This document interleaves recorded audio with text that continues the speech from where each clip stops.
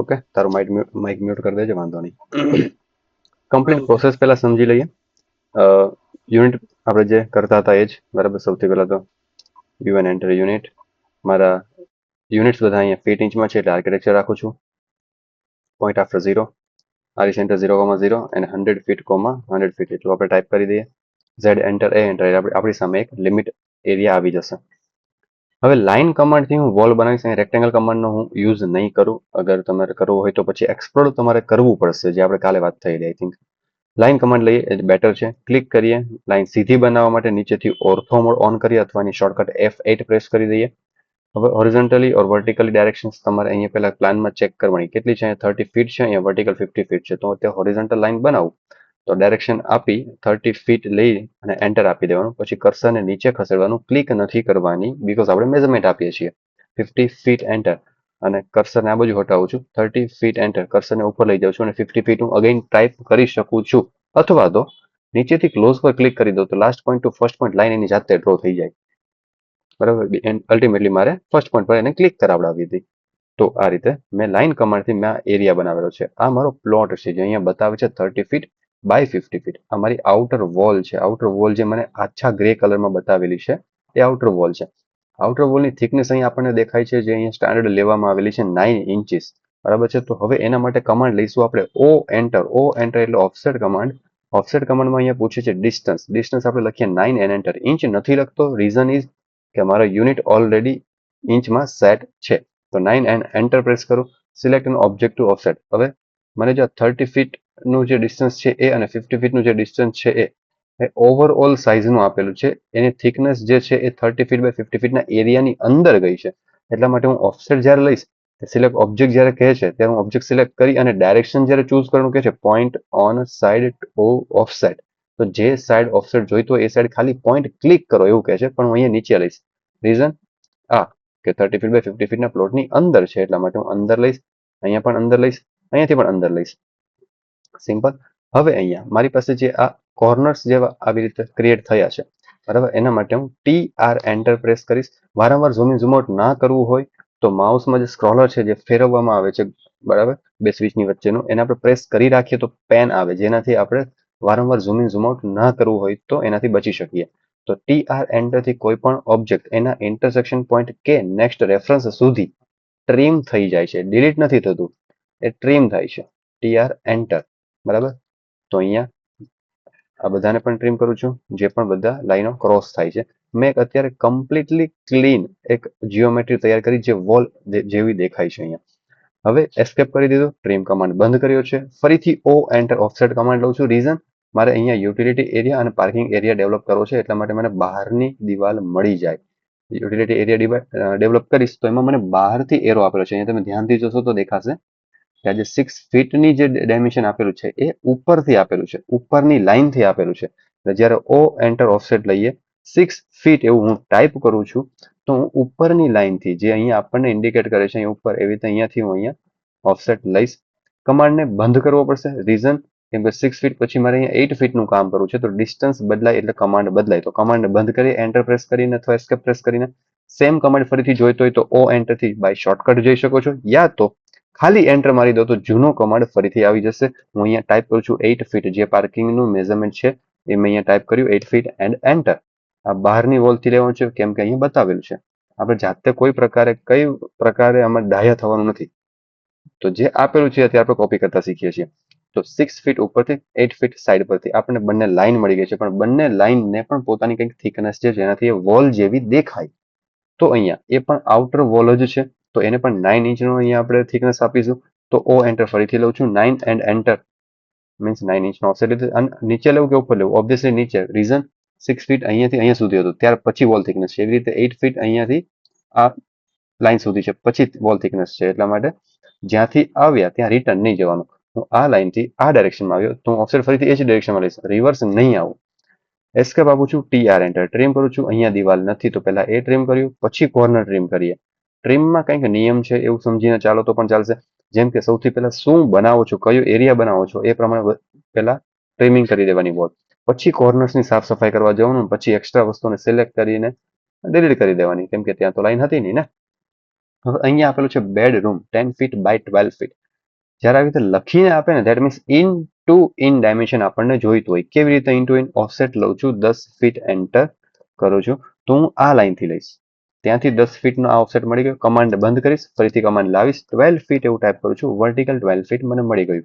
આ દેખાય જ છે, આ નાનું દેખાય છે, આ મોટું દેખાય છે. ટેકનિકલી એવું જ હોય, first is x, second is why, મતલબ હોરિઝોન્ટલ પહેલા પછી વર્ટિકલ. 10/12 નું અહીંયા ઓફસેટ આવેલું છે કે નહીં ફરીથી ચેક કરી લે. મેઝરમાં ક્વિક છે, અહીંયા લઈ જાઓ, આપણને દેખાય છે 10/12 છે. હવે એસ્કેપ ઓ એન્ટર ઓફસેટ કમાન્ડ. હવે અહીંયા આ જે વોલ છે ને એ વોલ થિકનેસ આઉટર વોલ કરતા અડધી છે. સિંગલ બ્રિક વોલ આવે એટલા માટે. તો એનું સ્ટાન્ડર્ડ 4.5 અત્યારે હું લઉં છું. ઓન સાઇટ 5 ઇંચ 6 ઇંચની હોઈ શકે છે, તો આપણે એ પ્રમાણે લેવામાં આવતી હોય છે અગર તમે સાઇટ બની ગઈ છે અને પછી મેઝર કરીને બનાવો છો તો. બાકી સ્ટાન્ડર્ડ અહીંયા 4.5 ચાલે છે. એને ક્લિક કરી અંદર નહીં જવાય. રીઝન, અંદર તો 10 ફીટ ફિક્સ હતું ને, તો હું બહાર લઈશ. અહીંયા પણ 12 ફીટ ફિક્સ હતું ને, તો નીચે લઈશ. ફરીથી આપણે એક મેઝર કરી લઈએ કે મારાથી ઓફસેટ ખોટો નથી લાગી ગયો ને. આ જોઈ લેવાનું.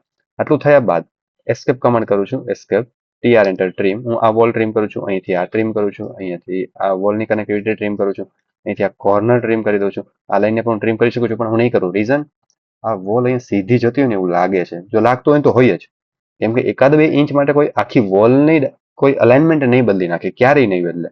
બરાબર, તો આપણે પહેલેથી જ અહીંયા ટ્રીમ કરી દઈએ છીએ. રીઝન, મારે અહીંયા ટોયલેટ બનાવવું છે, જે એની વિડ્થમાં છે 5 ફીટ, ઓફસેટ એન્ટર 5 ફીટ. જે 5 ફીટ આ વોલથી આમ 5 ફીટ છે, તો હું એ વોલથી આ સાઈડ ઓફસેટ આપીશ 5 ફીટ. એસ્કેપ ઓ એન્ટર એટલે ઓફસેટ અગેન 4 ફીટ 6 ઇંચ. એ આ કોર્નર મતલબ નીચેની વોલ તો ઓલરેડી ફિક્સ છે, તો 4 ફીટ 6 ઇંચ નીચેથી ઉપર હશે, તો અહીંથી 4 ફીટ 6 ઇંચ. જો પહેલેથી મેં અહીંયા ટ્રીમ કરેલું હતું ને, તો મને અહીંયા એટલી જ લાઈનનો ટુકડો મળ્યો, અંદરનું વધારાનું કંઈ આવ્યું નહીં. તો એનો મને બેનિફિટ મળશે. Offset enter 4.5. હું આ વોલથી આ વોલ આ લાઈન સુધી આવ્યો 5 ફીટ લઈને, તો હવે 4.5 ની થિકનેસ આ સાઈડ આવશે. નીચેથી ઉપર ગયો તો થિકનેસ ફરીથી ઉપર જશે. Escape TR enter trim. અહીંયા કંઈ વોલ નથી, આપણને દેખાય છે. અહીંયા આ પણ લાઈન નથી, પણ આ લાઈનને જો હું ટ્રીમ કરવા જઈશ તો આખી ટ્રીમ થઈ જશે, તો તકલીફ થઈ જાય. તો આ જે લાઈન છે ને એ લાઈનને હું અહીંયા એક્સટેન્ડ કરી દઉં તો ચાલે ને. તો ટ્રીમ કમાન્ડ ચાલુ છે ત્યારે દેખાય છે અને શિફ્ટ પ્રેસ કરી રાખું છું. એક વખત ક્લિક કરીને છોડી નથી દેતો, પ્રેસ કરી રાખું છું. અને જે લાઈનને એક્સટેન્ડ કરવી હોય એના નેક્સ્ટ રેફરન્સ સુધી એ લાઈનના એન્ડ પોઈન્ટની નજીક જાઓ એમ કહું છું. એન્ડ પોઈન્ટ ઉપર ચડી જવાનું નથી કહેતો, નહીં તો કઈ લાઈન સિલેક્ટ થશે ખબર નહીં પડે. એન્ડ પોઈન્ટની ખાલી નજીક જાઓ આપણને દેખાશે. શિફ્ટ પ્રેસ કરી રાખેલું છે એટલે આપણને એક્સટેન્શન થશે એવું દેખાય છે. હું માઉસથી ક્લિક કરીશ એટલે એક્સટેન્શન થઈ ગયું હશે. હવે શિફ્ટ છોડી દઉં છું તો ફરીથી ટ્રીમ કરવાનું ચાલુ. ફરીથી એકવાર રિપીટ કરું. જેમ કે TR એન્ટર ચાલુ છે, શિફ્ટ પ્રેસ કરી રાખીએ તો અહીંયા જ્યાં પણ ક્લિક કરશો એ એક્સટેન્ડ થતું દેખાશે. જ્યાં પણ ક્લિક કરશો એક્સટેન્ડ થતું દેખાશે. શિફ્ટ છોડી દઈએ અને ફરીથી આપણે ક્લિક કરીને ટ્રીમિંગ કરી શકાય છે. બરાબર, હવે આપણને અહીં આપેલું છે living and dining area 30 feet 6 inch by 20 feet 6 inch લખેલું છે, તો બનાવી દેવાનું. Offset enter 13 feet 6 enter, horizontal which is vertical માટે 20 ફીટ 6 એન્ટર. અહીંથી અમારું વર્ટિકલ ડિમેન્શન્સ છે.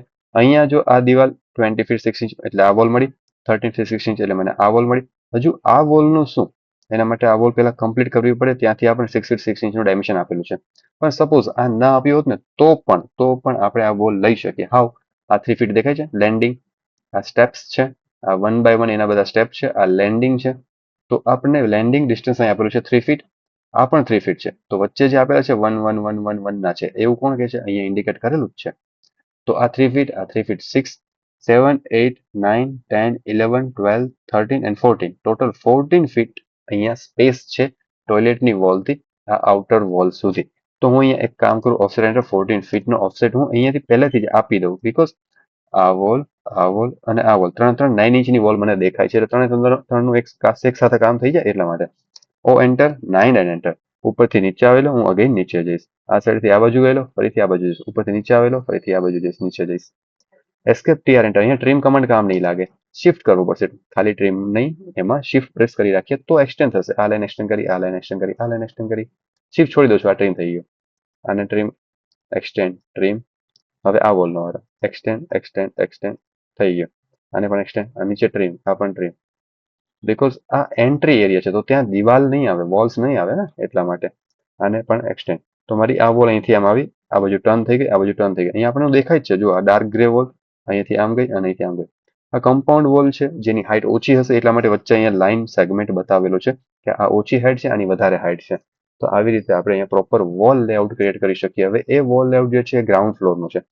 સિમિલર મારે અહીંયા ફર્સ્ટ ફ્લોર જોઈતું હોય તો સિમ્પલ છે, ગ્રીન એરિયાથી સિલેક્ટ કરું તો વધારે પડતો એ વસ્તુ આવી જાય. મતલબ કામનું હોય એ તો આવશે જ, નકામ હોય એ પણ ચાલશે. પણ જો હું કદાચ બ્લુથી લઉં અને કદાચ કંઈક વસ્તુ કામની છૂટી ગઈ તો ફરી પાછી એ વસ્તુ લાવવા કોણ બેસે? એટલા માટે હું ગ્રીન એરિયાથી સિલેક્ટ કરીશ, CO એન્ટર કોપી કમાન્ડ લઈશ, બેઝ પોઈન્ટ કોઈ પણ જગ્યાએ ક્લિક કરીશ અને હું આગળ વધીશ. કોઈ પણ જગ્યાએ મારે ક્લિક કરવી હોય, જેટલી વખત હું ક્લિક કરીશ એટલી વખત હું વધારે અહીંયા કોપીસ જનરેટ કરી શકીશ. એસ્કેપ કરી દઉં છું, મારે એની જરૂર નથી એટલા માટે હું ખાલી એક જ રાખું છું. TR એન્ટર ટ્રીમ કરી દે, બીકોઝ આ તો કમ્પાઉન્ડ વોલ છે જે ફર્સ્ટ ફ્લોર પર નહીં આવે. સિમ્પલ લોજિક છે, યુ કેન સી. બરાબર, તો અમારો ફર્સ્ટ ફ્લોર છે, સિમ્પલ. હવે નથી આપણને આઉટર ડાયમેન્શન આપ્યું એટલા માટે આપણે સીધું ગ્રાઉન્ડ ફ્લોરથી કોપી કરી લીધું. બીજી એક વસ્તુ અહીંયા આપણને કોમન દેખાતી હશે એ છે અહીંયા જો વર્ટિકલ ડાયમેન્શન, હોરિઝોન્ટલ ડાયમેન્શન અહીં આપેલા છે. હોરિઝોન્ટલ ડાયમેન્શન ઓબ્વિયસલી ડિફરન્ટ છે પણ વર્ટિકલ ડાયમેન્શન સેમ છે. જો અહીંયા 12 ફીટ છે, અહીં પણ 12 ફીટ હતો. મતલબ આ જે વોલ જાય છે ને, આ વોલ એ સીધી જ વોલ છે. તો આપણને એનો બેનિફિટ મળશે કોપી કર્યું છે ને એનો. હું એક કામ કરીશ, ટ્રીમમાં આ બધું ટ્રીમ કરી દો, આ બધું ટ્રીમ કરી દો. આ વોલ્સ મને કામ આવશે. તો હવે આ વોલના જે ટુકડા પડેલા છે લાઇનના, તો હું એને ટ્રીમ કમાન્ડમાં શિફ્ટ પ્રેસ કરીને એક્સટેન્ડ કરી શકીશ, પણ હું કરીશ નહીં. રીઝન અહીંયા જો ડબલ ઓવરલેપ થઈ ગયું. તો જ્યારે પણ આવી રીતે એક જ લાઇનના બે સેગમેન્ટ વચ્ચે કોઈ ગેપ બનાવીને રહેલા દેખાય અને એને સિંગલ કરવા હોય તો બંનેને સિલેક્ટ કરી પછી જે એન્ટર આપવાનું, જે એન્ટરથી જોઈન થાય. બંને લાઇનને સિલેક્ટ કરો, જે એન્ટર ટાઈપ કરો, સિલેક્ટ કરો જે એન્ટર, સિલેક્ટ કરો જે એન્ટર, બધું સિંગલ થઈ ગયું. ઇન શોર્ટ ઓવરલેપિંગ બને એટલું ઘટાડવાનું છે કામ કરતી વખતે. ઓફસેટ એન્ટર 14 ફીટ 9 ઇંચનો ઓફસેટ આપણને બતાવેલું છે બેડરૂમના હોરિઝોન્ટલ ડિસ્ટન્સ માટે, તો મેં 14 ફીટ 9 ઇંચ આપી દીધું છે. એવી રીતે મને અહીંયા ટોયલેટનું હોરિઝોન્ટલ શું બતાવે છે? 5 feet 4.5 inch. Okay, 5 feet 4.5 inches. તો મેં અહીંયાથી આ 5 ફીટ 4.5 નું ઓફસેટ આપેલું છે. વર્ટિકલ ડિસ્ટન્સ શું બતાવે છે? 6 feet 6 inch. Offset enter 6 feet 6 enter. અહીંથી 6 ફીટ 6 ઇંચ. પણ આ વોલ અને આ વોલ 9 ઇંચની લાગે છે. સી, ઓ એન્ટર 9 એન્ટર.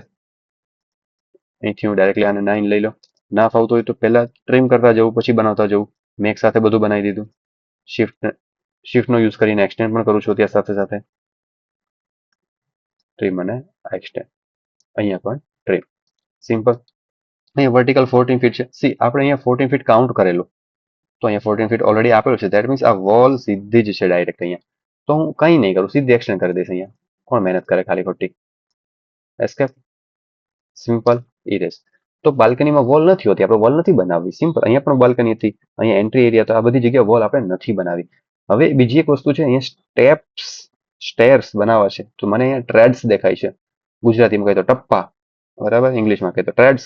તો મને ટ્રેડ્સ દેખાય છે. ઓપ્શન 3 ફીટ એન્ટર, જેની વિડ્થ સ્ટાન્ડર્ડ 3 ફીટ આપણને આપેલી છે એટલે લઈએ છીએ. ઘણી વખત આમાં સ્ટાન્ડર્ડમાં ફેરફાર હોઈ શકે છે ઓન સાઇટ, બરાબર. તો અત્યારે આપેલું છે 3 ફીટ લઉં છું. આ width and width. Offset enter 1 ફીટનો ઓફસેટ આપું છું. એક વખત ઓફસેટ આપું, બીજી વખત ઓફસેટ આપું. આવું વારંવાર ઓફસેટ આપવું એના કરતા ઓફસેટ કમાન્ડ લઈએ છીએ.